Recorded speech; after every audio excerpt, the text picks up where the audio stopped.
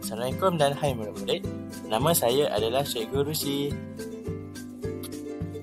Hari ini kita nak belajar tentang sejarah proses kemerdekaan Malaysia.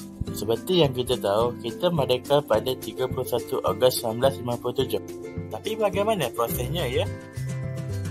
Untuk mengetahui proses kemerdekaan Malaysia, marilah kita sama-sama menyaksikan video animasi ini. Pada suatu hari, Aiman dan Amir sedang berbual-bual di taman.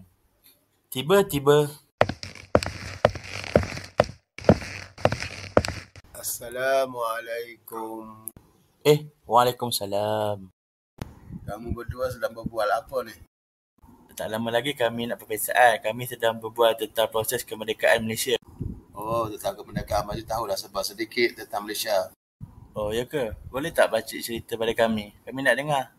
Baiklah, beginilah ceritanya.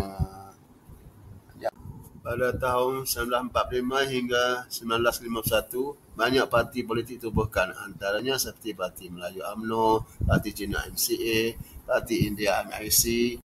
Pada tahun 1955, pilihan raya pertama telah diadakan di seluruh negara. Kebanyakan rakyat telah keluar mengundi.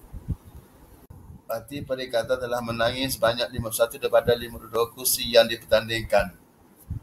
Satu kabinet baringan telah dibentuk iaitu Sultan Ali, dan pada tahun 1956 satu rombongan kemerdekaan telah diadakan di London untuk berunding bagi mendapatkan kemerdekaan.